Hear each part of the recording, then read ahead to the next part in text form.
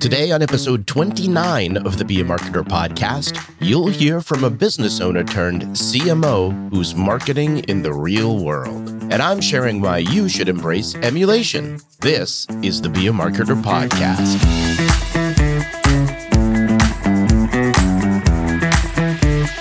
Be a Marketer. My name is Dave Charest, Director of Small Business Success at Constant Contact. And I've been helping small business owners like you make sense of online marketing for over 16 years. You can be a marketer, and I'm here to help. Well, hello, friend, and thanks for joining me for another edition of the Be a Marketer podcast. I can remember a time when I first started in marketing, and I was learning all about copywriting. And one of the exercises that I would do while I was learning the craft was handwrite existing copywriting letters and sales pages known to be successful. And I would do this multiple times as a practice.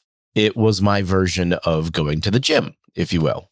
And over time, I would start to uncover and internalize the structures that were in place in these successful campaigns.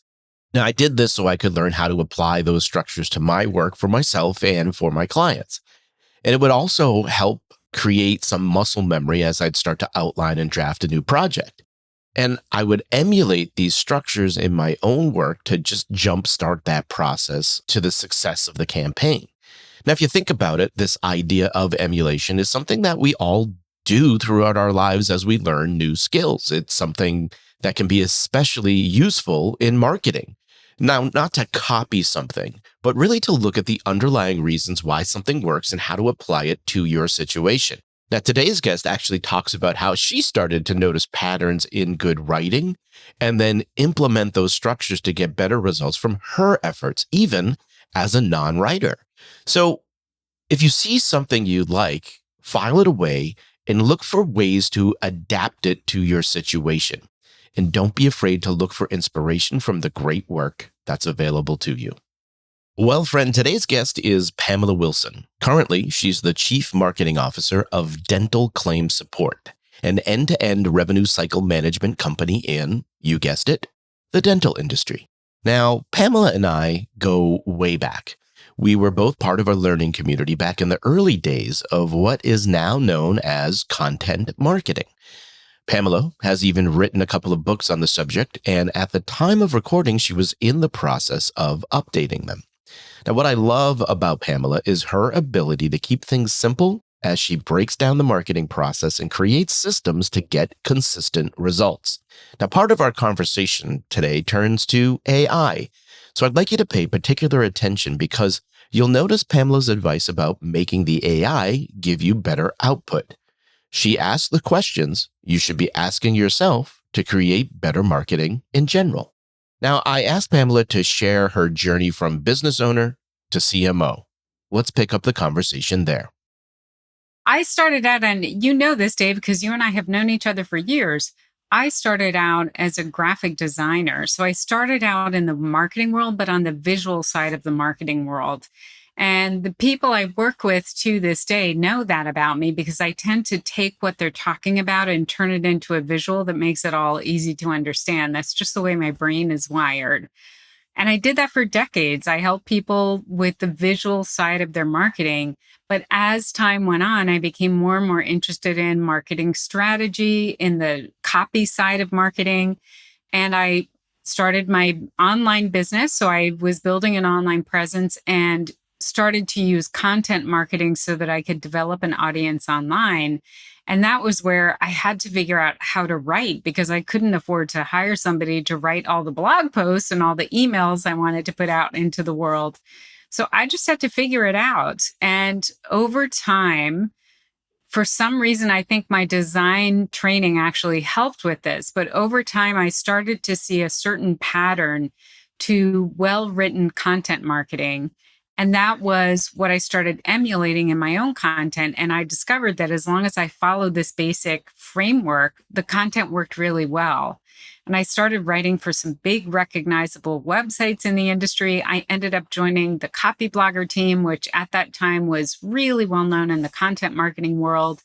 And I ended up writing 2 books about content marketing. The person who's not a writer wrote books for people to help them learn how to write. So I'm updating those books right now to incorporate how you can weave in AI, because that is a huge thing that's happening in the content marketing and the email marketing world right now, that people need to understand how they can harness the power of that tool and avoid some of the dangers of that tool. Yeah, definitely. I'm excited to get into some of that stuff too. I want to share a little bit of trivia here for people playing along at home. You mentioned obviously doing the graphic design, and I think you were the first person I think I hired maybe ever for my business to create the header for my website design at the time. So you and I go way back. Yeah, way back. Yeah. And that was many, many years ago. I had that horrible like lime green shirt on too or something like that. Anyway, but the header looked beautiful regardless of the subject. You're the only person who can rock a lime green shirt, Dave. So I thought it was fine. It was great. So I guess so. Yeah, it's funny how your career just ends up taking all these twists and turns. And my philosophy has always been one of kind of curiosity. Like, that's how I ended up with dental claim support. Somebody that I was coaching in my online business was consulting with them and said, they need somebody with your skill set. Would you ever be willing to do some consulting work on the side? And I said, sure. And again, just being curious, like, sure, let's see what happens, And I didn't think in a million years that I would be as interested in a company that provides support for the dental industry. I just didn't think it would be that interesting. And it was really fascinating. And one of the things that I love about this particular company is that they're very ambitious and they're willing to take some risks, some well thought out risks, some strategic risks, I would say. And they need the marketing help to make those things happen. So it's a business that is taking ambitious risks. They need marketing support. And it's been so exciting to get in there and support that growth. One of the things I have to imagine is interesting about that whole scenario is the fact that, I think oftentimes being in the marketing industry, you can often spend a lot of time talking to other marketers and really focused on like that craft itself. And I think what's interesting is when you actually get to attack a problem where you're coming at it with a marketing brain, but you're not talking about marketing. You're talking about like, how do you solve this problem for a different type of business that isn't in the marketing space, right? And so I have to imagine that is interesting, right? I mean, it's fascinating. It feels like marketing in the real world. Right? It's a different thing. Yeah. It is. And I think you're right. You end up in the space I was in before, which is more of an online business space. You end up kind of swimming around in the marketing world all the time. And this feels very anchored in very tangible business that's in the real world. And that's been delightful. I started out at the beginning of my career helping that kind of client. So it feels a little bit like a full circle moment, like I've come back to helping businesses that, even though this one is everybody in the company is remote, it's completely a distributed workforce, but they feel a lot more brick and mortar than the businesses that I've been helping for the past decade. So it feels like a difference, but it also feels like going back to the beginning in a weird way. Yeah. How long have you been doing that now? I have been helping them since April 2021. So it's a little more than 2 years. They had a model where the founders were kind of sitting in the C positions in the company. So one of the founders was CMO and head of sales. And they have recently moved into this model where they're realizing that the founders of the company really need to be more like owners, and they're bringing people into the C position. So I had been helping them for a couple of years and said, I'll do this. If you need this help from me, I'm happy to do it. And so I've been in the CMO position since January 2023. What has that transition been like for you? It's been really interesting. I had to hit the ground running because we had a rebrand that I helped to manage. So they had a completely different logo, but in December of 2022, they had hit their 10th year in business and they wanted to go forward with a different identity. They also started offering additional services, trying to appeal to a slightly different target market. So it's like the ground was changing underneath me.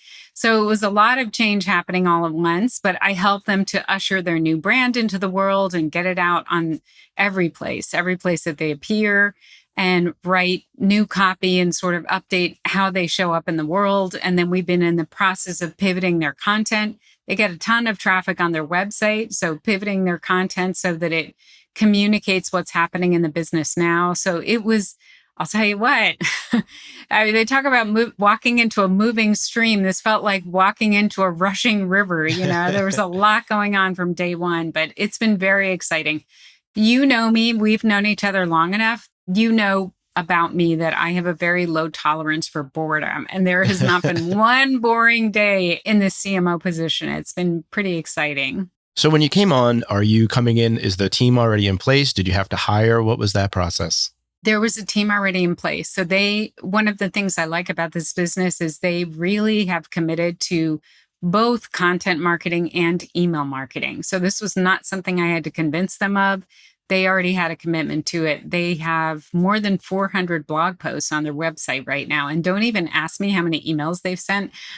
I don't think I can count that high. They're really into email marketing as well. It's a really important part of their marketing strategy. So they have a content marketer, they have a videographer on the team. Right now, there's an additional person who helps with editing. She does some social posts. She's actually the person who helped me edit my books. Oh, great. I managed to convince her to join the team. So she's on the team as well. So it's a small team, but that's one of the reasons we've started to use AI, because I just find it's like having the Iron Man exoskeleton on your marketing team. You can just do a lot more when you have help from a tool like that. So it's pretty exciting times. So I'm curious, as you're stepping into this role where you're not just managing yourself, as you often have to do as a business owner, what are you discovering are your strengths when it comes to running the team? The funny thing is, I have always really been into systems and processes. It's something I've done for myself. Even when it was just me running my own business, I would create these little checklists for tasks that I had to do every so often that had multiple steps that had to be done in a certain order, and that you needed, for example, you had to open a bunch of tabs, have a bunch of links open in order to do a task. I would create these mini SOPs, standard operating procedures, for me. Amazing. Yeah. This is something I just did. I know. Well, but I found that if you had to do something over and over again, and if it wasn't something you did every day, it was so much easier for me if I had those prompts. I could just open the document and see what was needed and start the task.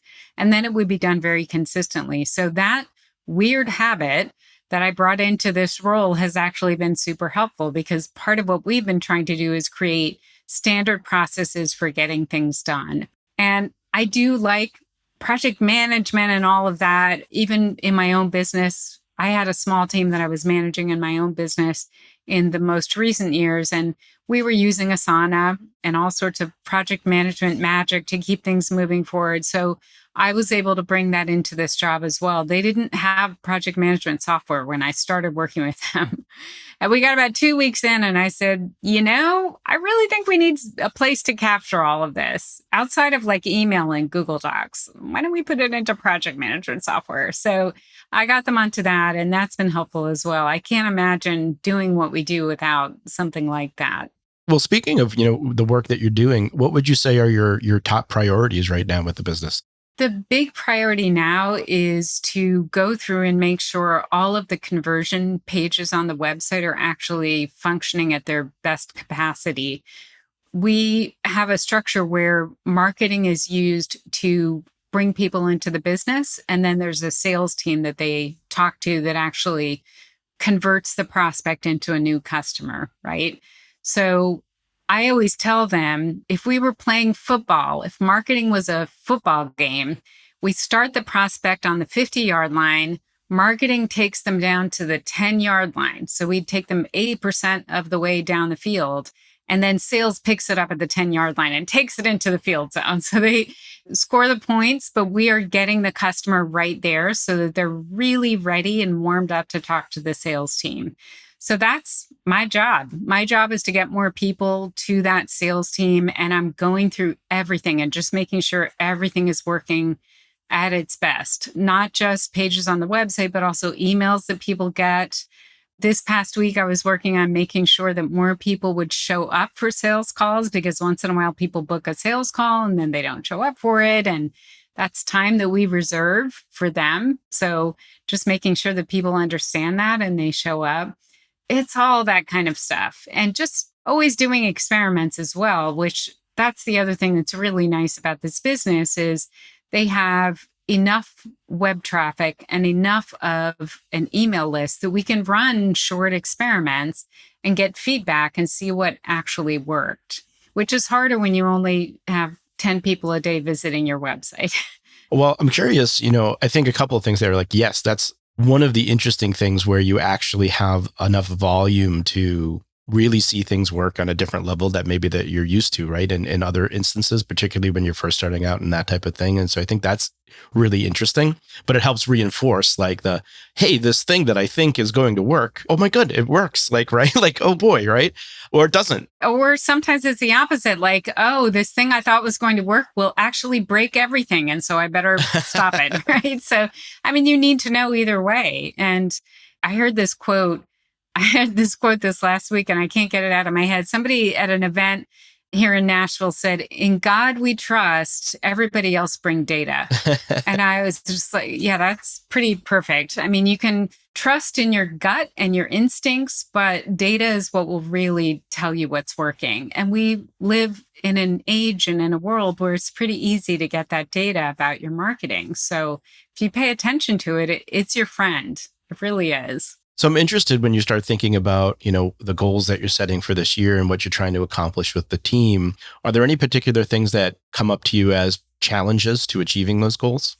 The biggest thing right now is to figure out a way that we can free up time on the team so that they have more time to do other projects within the business. So right now, the team has been very focused on content creation, which is great.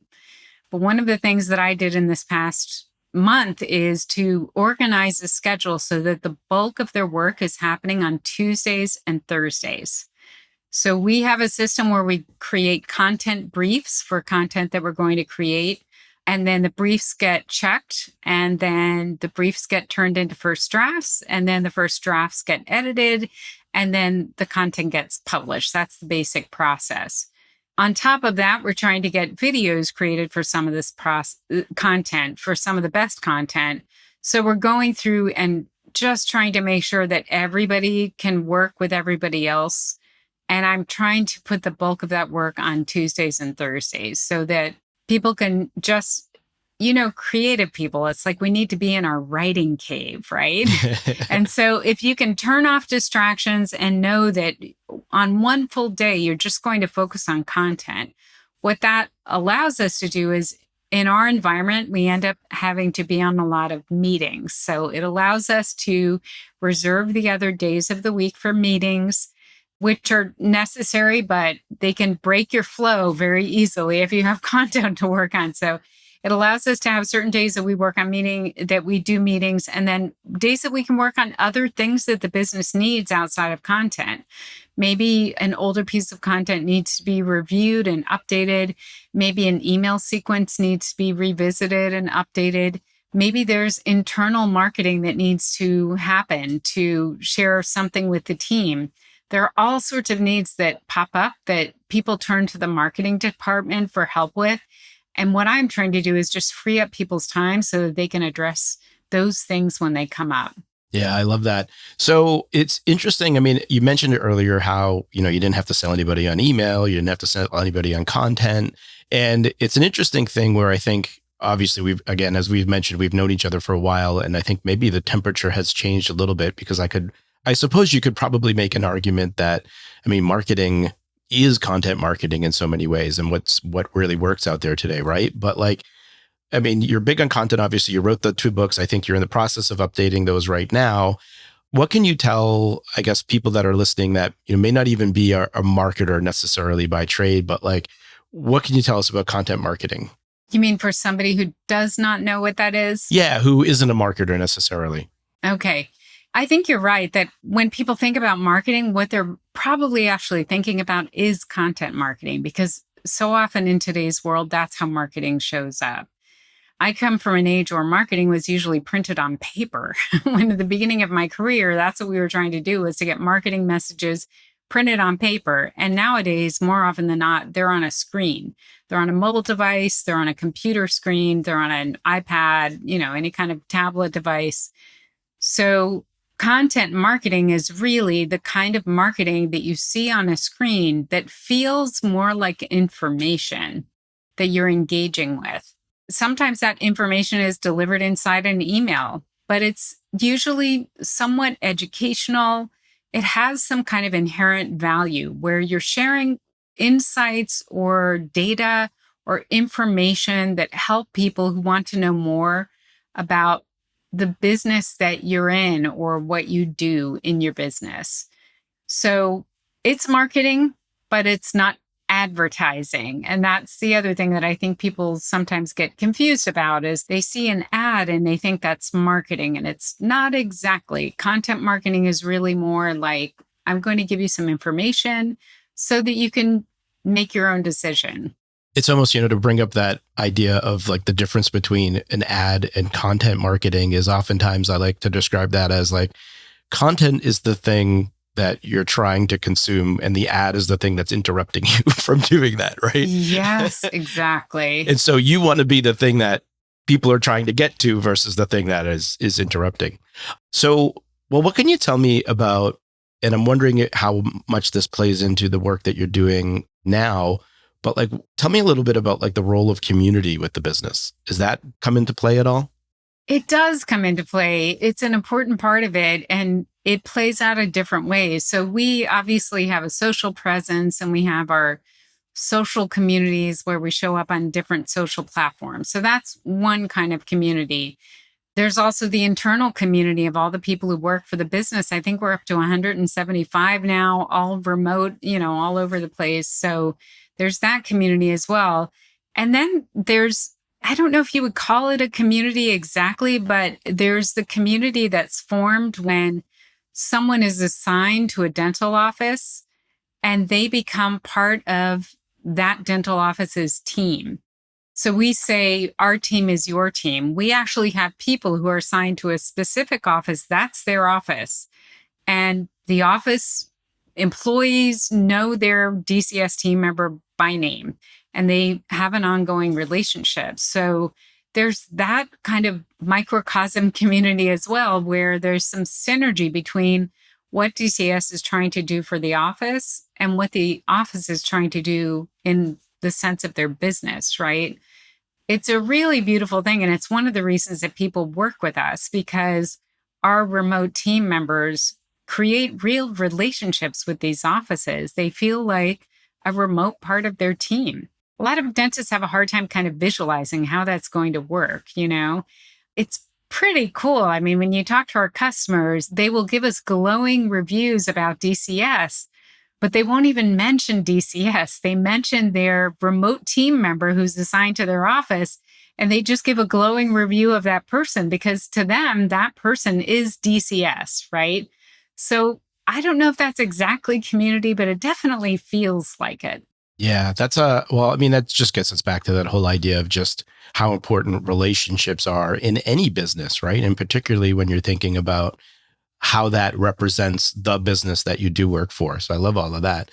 So I'm wondering, what are you seeing right now that is something when you think about content marketing that you're like, this works right now? Like, is there anything in particular, or maybe something that's shifted from maybe something that has worked in the past? One of the things that I'm noticing is there has been a real push to encourage people to write content that answers questions. And I'm all for it. We have a lot of content on the DCS website that answers questions, and people come and they get the answer. One of the things that I'm trying to change in our content right now is I want to make sure that we are definitely answering the kinds of questions that prospective buyers are asking right before they're ready to buy. So what happens is if all you know is I need to answer the questions that people have about my business, what you'll tend to answer are a lot of beginner questions, a lot of questions from people who are at the very beginning of the process. So on my content team, one of the things I say is imagine that you have somebody who wants to buy a car and they're at the very beginning of the process. So they're asking questions like, what is the difference between a gasoline powered vehicle and an electric vehicle? They're not ready to walk into a car dealership and start looking at vehicle models. They literally don't even know what kind of car they want. They're really at the very beginning. Or if they're saying, what's the difference between a compact car and an SUV or something like that? They're way at the beginning. And there's nothing wrong with answering those questions. But if you never get beyond that, what you end up getting is a lot of people who are tire kickers. They're just trying to learn more, but they're not actually trying to buy, right? So that's something that we're working on now, is making sure that our content is not all of it, but that we have enough advanced content for people who are really like, okay, I'm ready to make this investment. And now I need to know, how do I compare for example, somebody who's ready, they've decided they want an electric SUV or something, right? And now they're like, okay, how do I compare, Toyota and Nissan or something? And so then they're looking at articles that are like, Toyota versus Nissan SUVs, which one is best in the marketplace? That's someone who is like really close to making a decision. They're about to walk in a dealership and you want to give them the information that will get them to walk into your dealership, right? So that's what I've been trying to encourage them to do. And people in general, when they ask me about content marketing, I'm like, yes, answer questions. Make sure you answer questions from people who are just about to buy, though, so that you don't just create a bunch of content that attracts people who just are really at the very beginning of the process. That's an interesting point. I wonder, so what are some of the things that you do then how do you get to that point where you understand what those questions are? It's really understanding the buyer's journey. And that is a super geeky marketing term that the average person probably doesn't think about, but it's sort of trying to get into the head of someone who is becoming aware of your solution and thinking about what they're asking as they go through that process of deciding they want to go ahead and invest in your solution, whether it's a product or a service. One thing that you can do is, if you have sales conversations with your clients, you need to start recording the questions that you get in the sales conversations. So what are people wondering about? Oftentimes people wonder about, you can fit those buyer questions into two main categories, which is, how much time will this take? And will this actually work for me? A lot of times people are not convinced. They kind of think their situation is unique and maybe this won't work for them, right?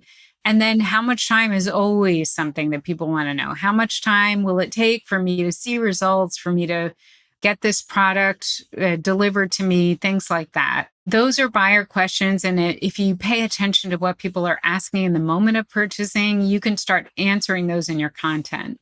So we've been dancing around it a little bit through this conversation. And so I want to get into it because I'm very curious to how you're applying it. But obviously AI is a big thing going on in the world right now. And it's interesting. Oh, really? Yeah. I don't know if you've heard of this thing. It's two letters, AI. Have you heard of this? It sounds familiar. Yeah. But I'm curious as to, well, I guess there's a big conversation that we could have here, Brett, but I'll start with, I'm curious as to how you're incorporating it into your content marketing efforts, your email marketing efforts. And I have a feeling, you mentioned how you're trying to figure out how to get more time for people on the team. And I'm assuming there's going to be something here that helps with that. But tell me a little bit how you're bringing that all together. Definitely, definitely. So the one thing that I would tell people if they are thinking about how to weave in AI is, first of all, you have to stop paying attention to the 172 new AI tools that come out every single day. Yeah. So AI is being woven into everything right now.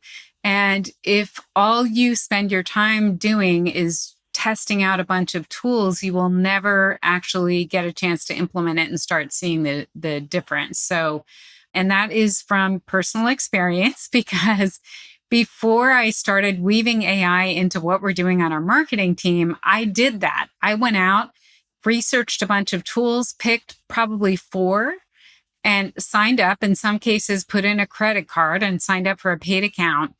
And then I put them through their paces.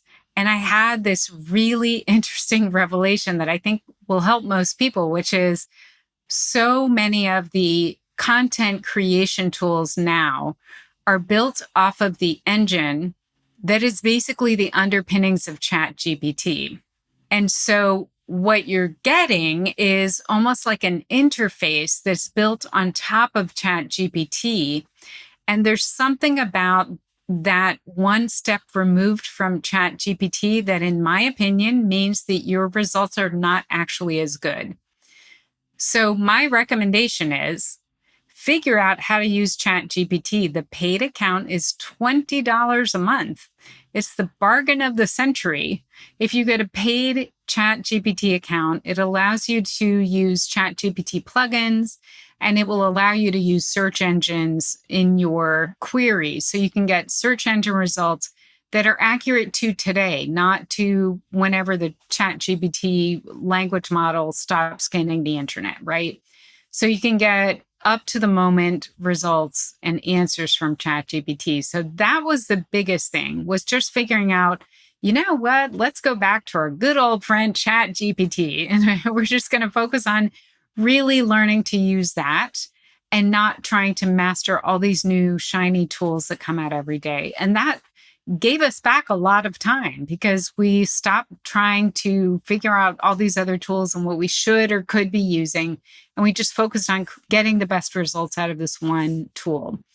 We call it our little robot team member. So yeah, let's ask the robot team member, see what they say. Well, I do want to mention one thing because I think there's I don't know if we want to call this a disagreement or not, but I think it's an interesting thing so if I look at it from a typical like small business owner, right, who doesn't want to get into the marketing and doesn't want to get into the thing. And I think there's a world where I think, how we look at it at Constant Contact in terms of the ChatGPT stuff, like, yes, our stuff is built on top of that, but I think it creates another problem, right? Where you typically have kind of like if you're going to ChatGPT proper, it creates another kind of blank page problem in some instances, particularly for someone who doesn't have the time to figure that out, right? Because it's only as good as your prompt is, right? And I think that's what's interesting where, I look at some of the work that we're doing is we're trying to eliminate even that and just saying we're putting the prompt, we're doing the prompting basically, right? We're asking you to say, what type of thing do you want to write?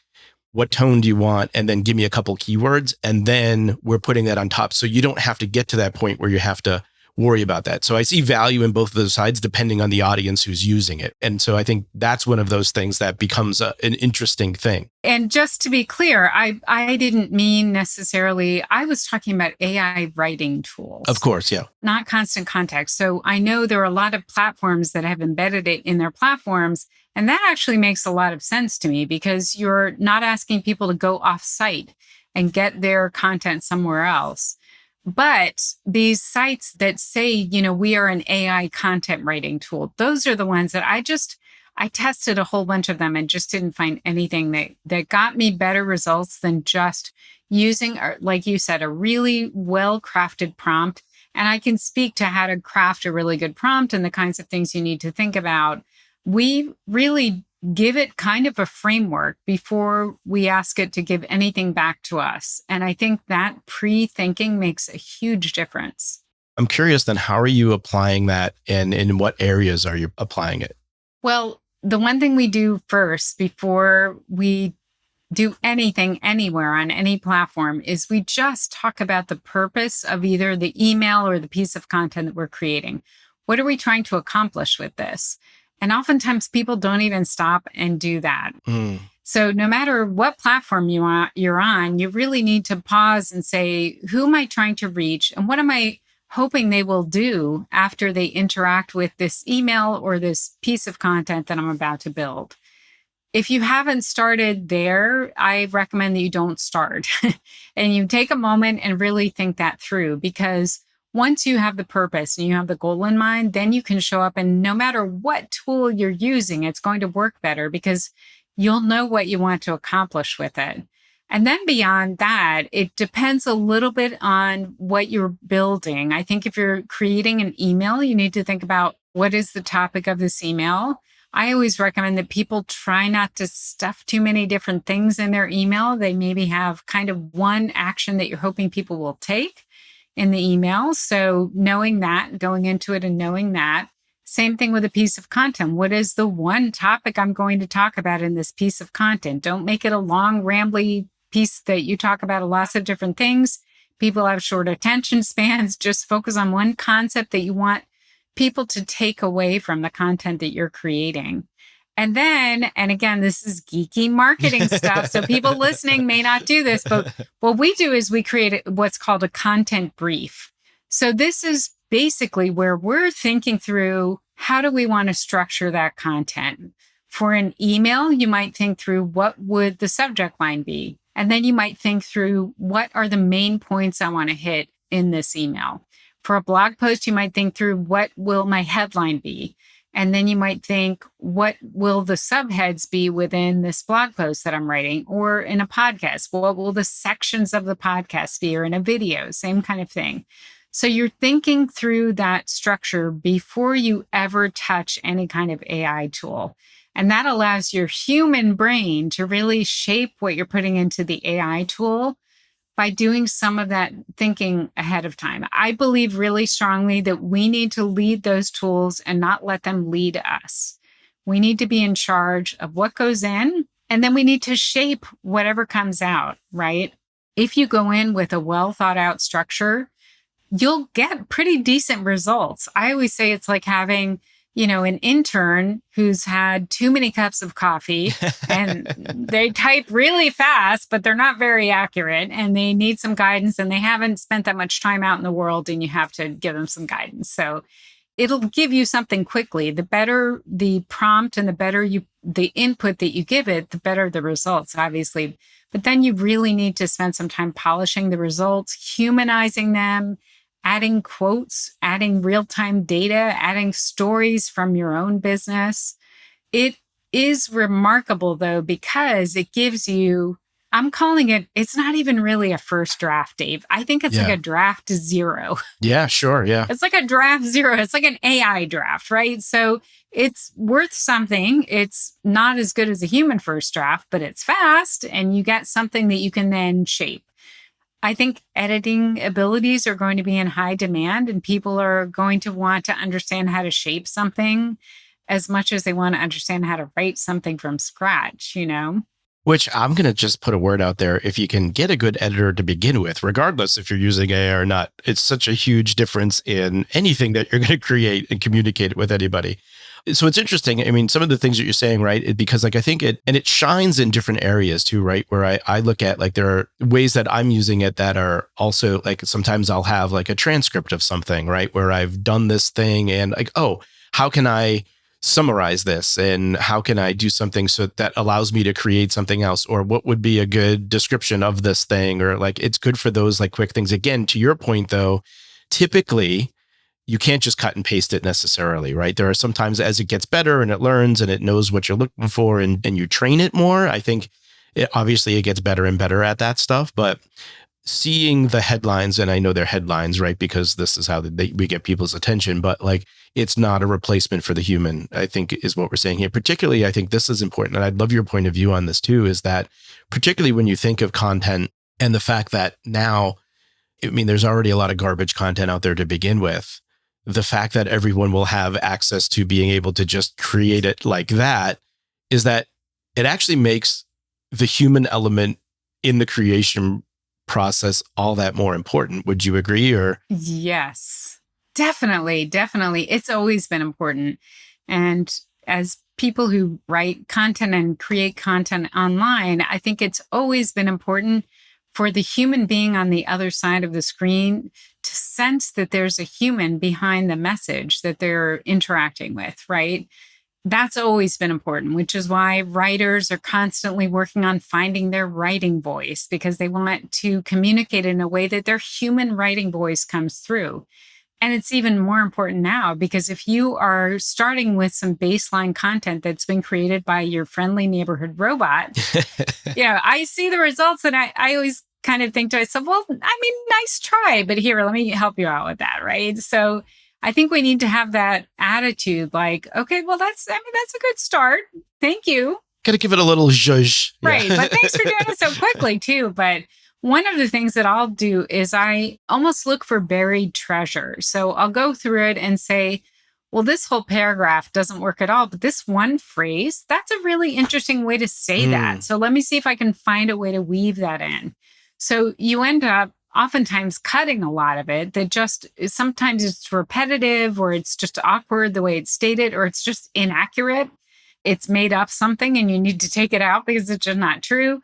So you need to go in and make sure you catch those things, but you also need to keep an open and curious mind and say, well, I mean, that's not accurate, but if I take this piece of it and put it with some information that actually is accurate, that could be a really interesting way to say that, right? So you're doing a lot of cut and paste and moving things around so that in the end, you have something that really feels like a human thought through every single word of what you put out there. I just love that idea of that. It's almost like instant person person. Great for podcast. I'm using air quotes for person, but this person that you can kind of brainstorm with, right? It's almost like a creative exercise in many levels, right? Because you have to engage with it and you have to think about it, and it helps unlock something that you may not have gotten to otherwise in lieu of being in front of another real person, right? So I think that's really interesting. Absolutely. Any other things that you're seeing with AI or how you're using it, or what else is going on over there?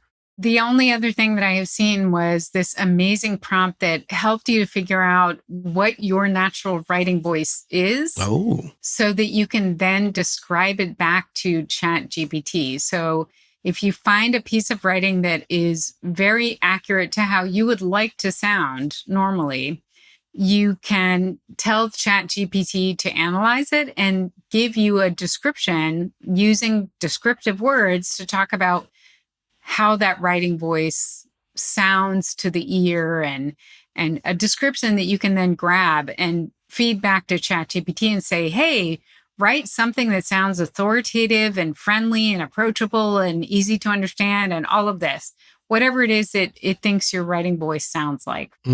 Is this based on your own writing? Is this what you mean? Or yes. So what you do is you tell it, I'm going to give you a piece of content to analyze, and I want you to describe the writing voice used in the content. And then you find a piece of content that you've written, something you've written, either a longish email or a blog post or an email to a friend, something that you feel really sounds like you. And then you paste that in and you tell it to analyze it. And, you know, what's interesting is it will give you back the robot's interpretation of that writing voice. But guess what? If you feed that interpretation back into the robot will know what to write to sound more like you. So I think that's a smart thing to do as well, to just have it analyze what you sound like at your very best when you're writing. Yeah, I love that. You know, I think one of the things that I feel as though is also getting lost in this, I guess what we would call the generative AI piece, right? Where it's actually creating content, is the other area I think where AI is really interesting is in how it can process like just large amounts of data, right? And then use that in some ways to find patterns, help you understand, you know, what's going on or make predictions on, you know, what's going to happen next. Particularly, I think of this obviously in a sales manner, right? But like that to me is an even bigger piece of this puzzle that I feel like is getting lost in the whole thing. And I think probably where it even shines more than the generative piece, right? So it's really interesting. Lots of, I call it interesting times that we're in right now with all of this stuff. Yeah, definitely. I've heard that Google is developing a solution. I think it's called DeepMind. Ooh. That's going to do exactly that. It's going to do, you know, deep analysis and problem solving. So it definitely feels like we're right in the beginning of this, even though we all feel like we're being surrounded by AI. I think it's going to be something that, as we look back, 2023 was the tip of the iceberg, and it just got more interesting as time went on. Yeah. You know, when you think of kind of your journey to this point, what would be your best piece of business advice for someone running their own thing? I would say you will never regret networking. You and I have known each other for, I don't even know how long, Dave. It's probably 15 years. It's a long time. And I've known so many other people. I've met so many other people along the way. Even when I had my online business, I was trying to show up at events and network with people. And I just am so grateful for the connections that I've made over the years. And frankly, grateful to myself that I've kept those connections up, because some amazing things have happened when I've just reached back out to someone and said, hey, it's been a while. How are things with you? I'm a little introverted. I would say I'm kind of a little both. I'm an ambivert, which is introverted and extroverted mixed together. So I don't naturally wake up in the morning feeling like, hey, I want to go and talk to a bunch of people. That's not my natural state. But I'll tell you what, just making myself do that outreach every once in a while has been such a game changer in my business. You can find people who want to joint venture with you, collaborate with you, support you in some way. They'll invite you to their event. They will talk about you in their email newsletter. They will, whatever it is, those professional relationships, when you own your own business, can be so nurturing. It's such a source of amazing inspiration and then business juice to really boost your business results, that I would encourage everyone to do that. And it doesn't have to be complicated. Email someone, pick up the phone and give them a call, send them a text message, whatever it takes. Love that. Based on what you know now and what you're seeing working and happening in the world today in terms of marketing, what would be your best piece of marketing advice? My best piece of marketing advice is to go into the marketing process very focused on the customer that you're trying to reach. Don't get caught up in the tactics that you're going to use to reach that customer. Become obsessed with the customer themselves and what they're going through before they come looking for a solution like the one that you offer. And never lose sight of that person. And if they change, if the people who are showing up to your business change, become obsessed with the new customer you're serving. And just keep yourself really focused on the customer themselves. That's your North Star that should be guiding all of the marketing decisions you make. All of the companies that want to sell you shiny tactics, ad platforms they want you to use or swag they want you to give away at your event. Those are all tactics. So just start by thinking about the customer you want to reach, and that will always guide your decisions and help you to make decisions that will actually make your marketing work. Well, friend, let's recap some items from that discussion. Number 1, create standard operating procedures. Now, if you want to help yourself and your team get things done, create a set of written instructions that describes the step-by-step process that must be taken to perform a routine activity properly. Now, an SOP can be a great resource that allows you to remain consistent, especially for things that you're not doing every day. And when the time comes to delegate, you'll be in a better position to train someone else. Number 2, calendar the work. Here we are again. How do you get things done? You make time to do them. Now, Pamela shared how she organized a system for her team to create things on Tuesdays and Thursdays. This allows the team to attend meetings on the other days of the week and also saves that time necessary to get the marketing work done. Now, you only get the time if you make the time. Number 3, create content that answers questions prospects have just before they're ready to buy.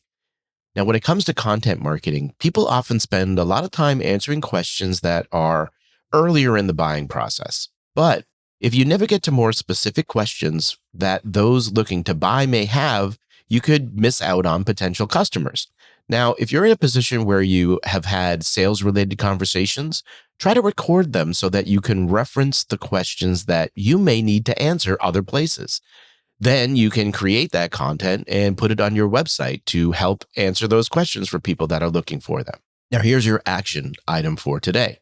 Make time for professional relationships. Look, it's no secret that relationships make the world go round. And it's those professional relationships that can bring new opportunities that grow your business. But of course, just like everything else, you need to make some time to connect with those people who are important to you professionally. It doesn't have to be anything other than a quick check-in to see how things are going. but this act of bringing yourself to the forefront just may spur your next partnership. So, make a list of at least 5 people to contact in the upcoming week. I hope you enjoyed this episode of the Be a Marketer podcast. If you have questions or feedback, I'd love to hear from you. You can email me directly at dave.charest@constantcontact.com. If you did enjoy today's episode, please take a moment to leave us a review. Your honest feedback will help other small business marketers like yourself find the show. Well, friend, I hope you enjoy the rest of your day and continued success to you and your business.